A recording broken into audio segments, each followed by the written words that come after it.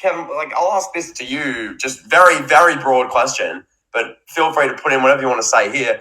What does wrestling look like in 2-3 years? Like, we're doing this show, like, throw out, I don't know, this could seem ridiculous, get wild. In 2-3 years, WWE's made countless billions from these deals, but what does the week-to-week look like for us, the fans? If I had to make a prediction, in 2 years' time, I think guys like Sami Zayn, Kevin Owens, Fergie, The Miz, guys that are in their 40s, guys that came from the indies, don't have any real sports background, I think they're all gone.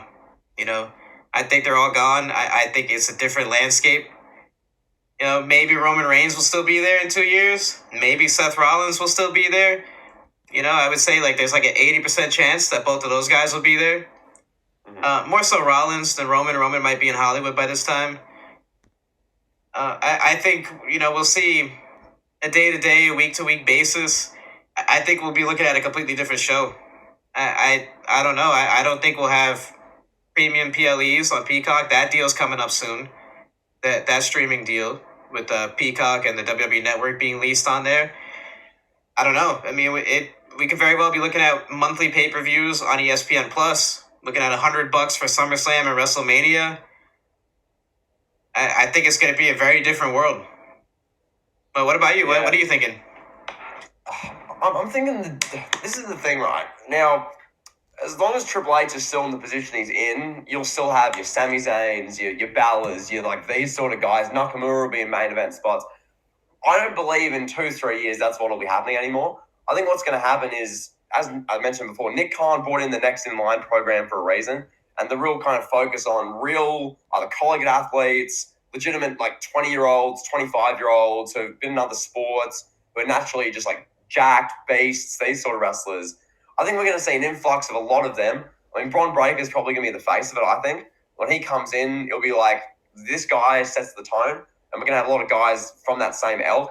And I think the direction of the product generally is going to be, more reality-based. I think Ari Emanuel is going to look at what's happening and go, okay, how are we going to get UFC fans to watch WWE more? He'll watch WWE and go, okay, Nakamura versus Sami Zayn, that's nice, but no UFC fan who just loves real fights is going to want to see this. They want to see guys who look more like young, powerful, hybrid athletes. So they're going to probably start to bring in just an influx of those guys who are the next in lines, the collegiate athletes.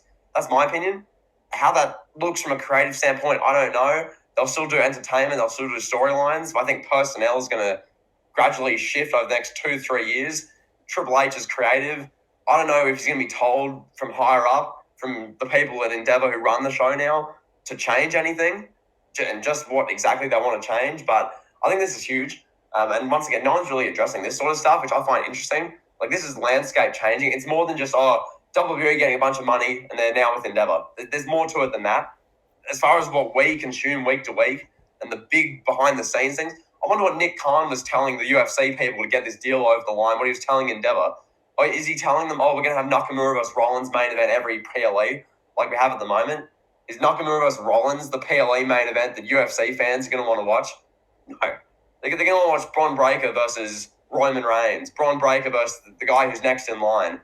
Guys like Gabe Stevenson or people of that ilk, people like that who are genuinely impressive from an athletic point of view. Yeah. That's what I think. And here's why, here's the crux, why I think this is going to be a failure, right? We see this overhaul. Again, this is all based on forecasting and predictions and what we think and what we have an idea could happen, right? And we see this overhaul where WWE, they're bringing in hybrid athletes. We get more work-shoot style. The storylines presumably are going to be more serious, more adult. We're not going to see Nakamura fantasizing over Seth Rollins' back anymore. We're not going to see storylines like that. Fergie opening Raw Damian, you cost me the championship. Well, I'm Mr. Money in the Bank. We're not going to see stuff like that. It's going to be more adult-orientated, I assume. Now, if Ari Emanuel comes in, starts getting rid of all these indie darlings, and Nick Khan is forecasting and changing, overhauling the personnel and the way talent's brought in, they're going to piss away all the wrestling fans. All the people that live, breathe, and love wrestling, like what you say? You see, you got someone that's like 50 years old, right? That they're the prime of their life. You know, they were hanging out with their family, working a nice job, making good money, raising their kids. The prime of their life, they're watching Stone Cold Steve Austin every Monday night and Hulk Hogan every Monday night in the NWO. That person is not going to want to see anything to do with work shoot fights or like a wrestler's wrestler being gone and being off of WWE and just this new prototype talent being brought in. It's gonna be. I don't want to say that it's gonna kill wrestling as we know it, but it could very well happen. And there's not gonna be a lot of wrestling fans on board. Like I don't know who they're gonna try to appeal. You know, I don't know. And then, but here's the other thing too. Dana White is not interested in playing ball with this. Dana White was asked about it in a press conference, like, what do you think about Ari Emanuel saying that MMA fans and wrestling fans are going to coexist and it's going to be butterflies and rainbows with this new partnership? And he's like, that's the dumbest shit I ever heard. And Dana White keeps it absolutely 100. There is no sports owner, no entertainment owner, no team owner like Dana White. Dana White will tell you how it is almost every single time in a press conference. He doesn't want to play ball on this. Dana White thinks it's stupid. I mean, that should tell you something right there. There's already a disconnect.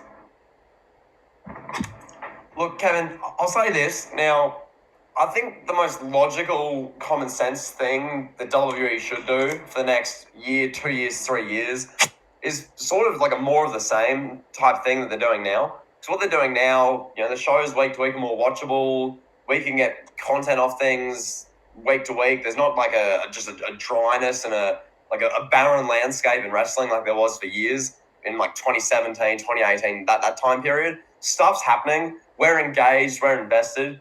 And what they're doing at the moment seems to be working fairly well. Granted, you know, maybe ex-wrestler could be more deserving of a push, or they need to do this match. Like, there's always going to be that sort of stuff in wrestling, Kevin. But I think really, if they were smart with this, they continue what they're doing from a creative direction. And as you know, Nick Khan discussed, as I mentioned before, if they want to phase in the prototypes, the 20, 25-year-old, you know, prototype athletes, phase them onto the main roster for like that look and that direction, go for it, but do it slowly. Be smart. Don't just be rushing guys in. Don't overhaul the creative product because you've signed a deal and, oh my God, Ari wants something that UFC fans can enjoy more. We're just going to put a heap of Bron Breakker clones on WWE Raw because that's not going to work. So if they want to try and slowly phase out Balor's, Sami Zayn's, these wrestlers who have been so good for so long and move into a new sort of era, the Endeavour, like the big UFC partnership era, where WWE, they've cashed out their chips and now it's just sort of whatever Ari Emanuel and executives want. That's fair, but I don't know, Kevin. I keep drawing back to this one interview. Now, I put it in a video on my YouTube channel about 2 years ago. Nick Khan was asked about, the direction, WWE, what they're looking for in wrestlers, who they're hiring. And he said, we respect our independent talent. Wrestlers have great careers there, but looking forward, our direction is guys who are the athletes, guys who are younger, 20s, finishing college, this sort of thing. That's their focus. So my prediction, what I think, a lot more of that. I think that's going to be phased in over the next year, 2 years, 3 years. Prototype wrestlers, the directional shift, maybe not 100%. I don't think it's going to do a 180, Kevin. I don't imagine we're going to be watching Raw. Wednesday night Raw, pal. We tune in and there's a brawl for all with Bron Breakker and a bunch of like legit fighters opening the show. I don't think it'll get there, but I think it's going to go more towards that than Fergal and Sami Zayn having a great match on Raw, pal. Yeah, I mean...